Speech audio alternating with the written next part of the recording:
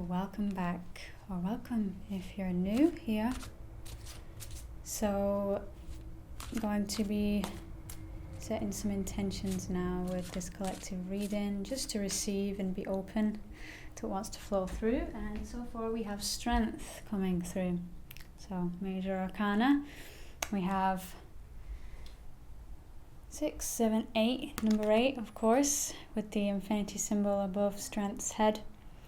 And coming into that taming of the wild desires and passions and bringing it through what we would class as strength by holding up our own and showing that we have the confidence and the power and the leadership to lead ourselves and others forward in a noble and true path that will lead to an infinity of exploration.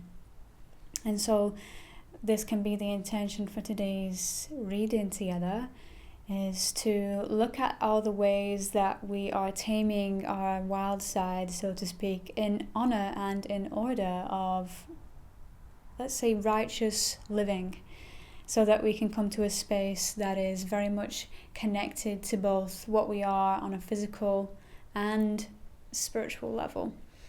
And I would say that this card brings forward this idea of feminine strength, also masculine. This card can be pointed toward the feminine in the masculine in the feminine, and using that energy to be directed somewhere, so that it's not just flowing out and going nowhere. It's directed to a space that can tame wild beasts. And here we see the lion, which represents sexuality, so taming that sexual energy and moving it forward, allowing it to fulfill us from the inside by expressing it in a way that comes through naturally on the outside. It's not always directed to a sexual act or something that we would typically see as sexuality. It's directed toward things like taming animals. It's directed towards things like creating a video. It's directed towards creating an artistic masterpiece. It's directed towards building a bridge. It's directed to all different kinds of things, because sexual and spiritual energy is one and the same, especially when it can be balanced and not pulled into separate labels or separate things. They are one and the same. So it's a great card to start off with. That strength is going to be needed when we face some of the deeper parts of what's going on in our beings right now, and understand that we are the ones that are steering the ship, but what is steering the ship along with us is life itself, and life itself has more of the understanding of what's behind, say, the blind spots of our understanding.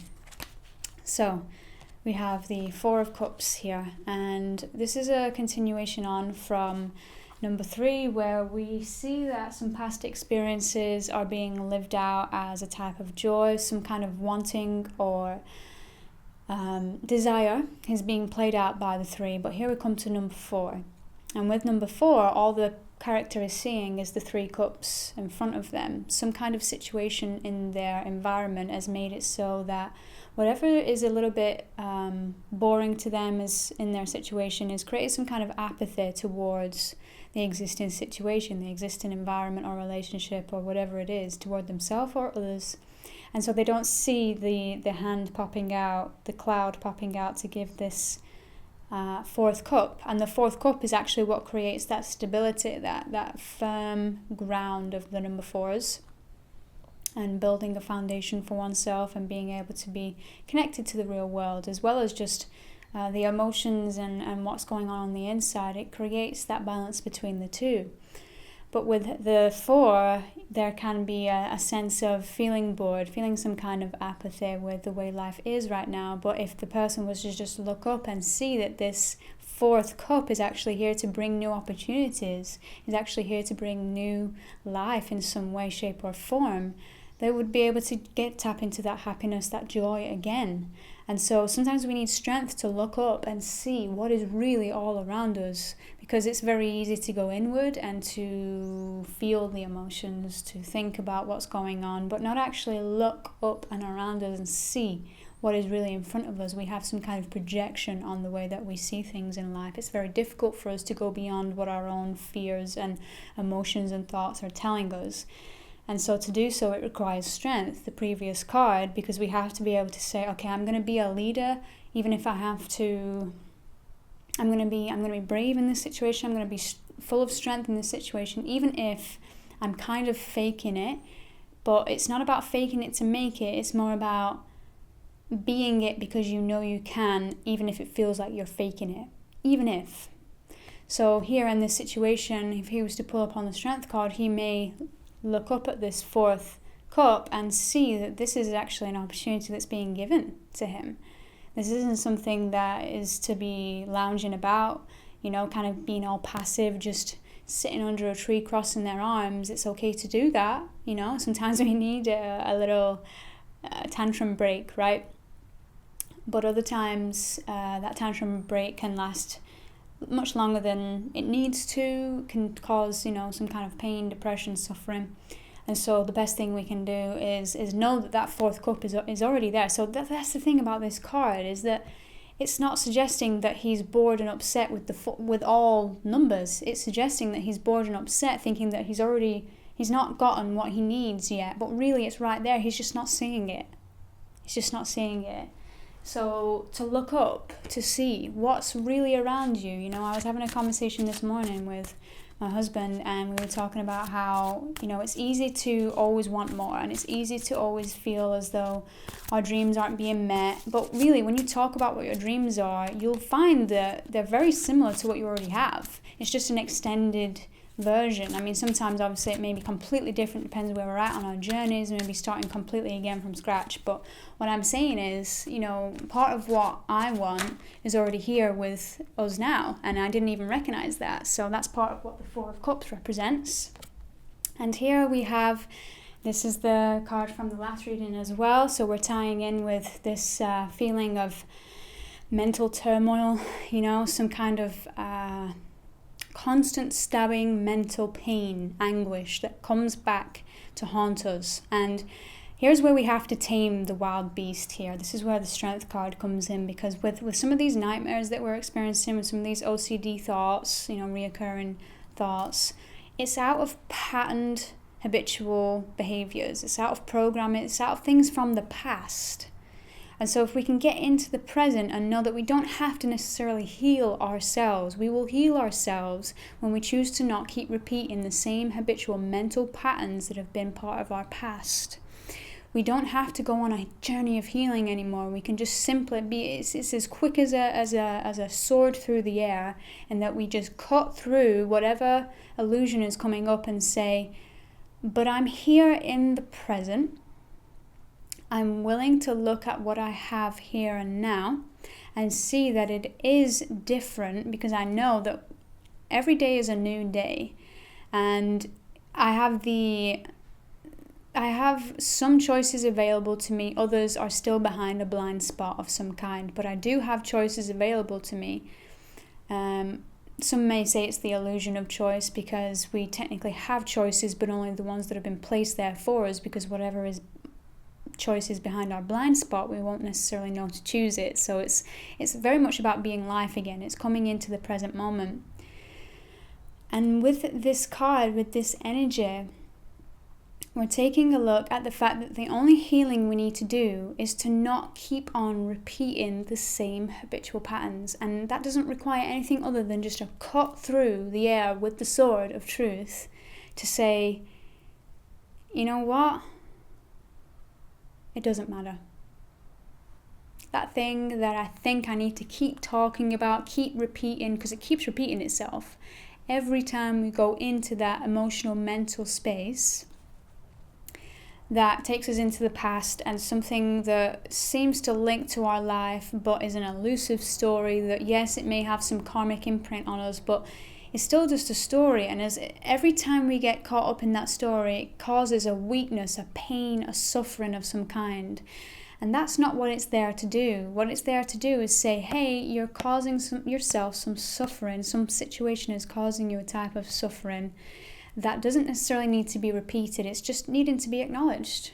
There's a rising of a thought, that can be healed simply by cutting through that thought and saying, it doesn't matter. It doesn't matter. What does it really matter about this situation in this present moment right now? And even if you feel that it really does matter, that's okay too. You're still employing the same tactic. It's that whatever has happened in the past, whatever person I have become, who have I become, because of certain habitual thoughts and things that I've attracted because of those thoughts, it still doesn't matter. What matters is how I create space between me and this. That's it. If this is arising, perfect, fine, it's okay, way okay. The part that makes it not okay is the story, is the narrative we create about this suffering. Oh, this always happens to me. What is wrong with me? Why do I keep doing these things? Why has this been a pattern? Why have I created this life for myself in this way? Why is it, all of these questions, right? They create a story, a cloud, a darkness around this. Because if this didn't have all of the narrative and the story attached to it, it would just be the person in bed, sitting up, and just not even trying to cover their eyes. Not even necessarily trying to be anything other than what's arising, and just the room would probably turn whatever color it really is. Instead of it being so dark in there, it would just be nighttime. It wouldn't seem like we've painted it black or dark or grim in some kind of way. We're just allowing for the darkness to be there. We're not adding to it. We're not painting another story with it. It's just what it is, and it doesn't really matter. All that matters is that you just be with whatever's arising and create space with it. You watch it. You be aware of it. You be choicelessly aware of what's arising. And the choicelessness comes from the fact that it's arising. You don't necessarily have a choice to that fact. What arises in our minds is not us. A lot of what arises, in fact, all of what arises in our minds is actually not coming from us. It's coming from something that's not us, okay? We may have played a role in the thoughts that continue to repeat by adding to it. But just because these things are arising in our thoughts doesn't mean that they are there to show us that this is who we are. They are there to show us that this is what's causing us pain. And we have to let it go, and we have to be okay with what is right here, right now. Be okay with it. That's creating space in between it. That's no longer adding to the suffering that is already there, but it's not actually suffering. It's just pain. Pain is just pain. You stub your toe, ow, and that's it though. You may have some lasting pain for the next few days, but it's just pain. It's not, I stubbed my toe because I'm stupid. That's an added extra now. It's like putting a cloud over our heads that isn't necessary. Not really. But the anguish, the pain, sometimes it happens. Things happen in life. You gotta cry. You gotta let it go. You gotta be there with it. So, let's do a rounding off of this information now. We've pulled on, watery energy. We've pulled on the major strength card, number 8. And we've also pulled on, let's see, what are we pulling on now? So it's another cups, and it's number 5. So there is probably some integration now with what I would say is a bit more of a balance between the masculine and the feminine. It's like you have the sensitivity, the empathy, the appreciation of the moment, which is the watery energy. And you need to be able to balance that with its counterpart, which would be to have the 5 is there to say that change is happening and it's okay. And whatever is being spilled, whatever is being let go of is okay too, even if it's something that we wanted, sometimes there's always going to be a waste, there's always a seeming waste, but everything goes back to somewhere. You've never really killed something, you've never really done something that's irreversible, because the thing is that everything recycles, everything changes, everything moves. So whatever is seemingly lost, the person here is looking at the 2 spilt cups. They need to look back as well and see the other 3 cups that surround them. As much as it can be hindering to look into the past and to, allow the past to define the present moment, there's another way to look and to see the past, and it is to be in the present moment and feel what took you here, what allowed you to be in this moment, right here, right now. And it doesn't necessarily involve having to look at all the details from the past. It just involves knowing that these 3 cups stand behind you. We've got a continuation on from the 4 to the 5. And it's telling us, hey, this is the next step. You've recognized that you do already have 2 cups. This is the irony, right? Is that in the past card, he thought he only had 3 cups. And now he does have 3 cups. Oh, 3 have spilled over. Interesting. So 2, he does have 2 cups.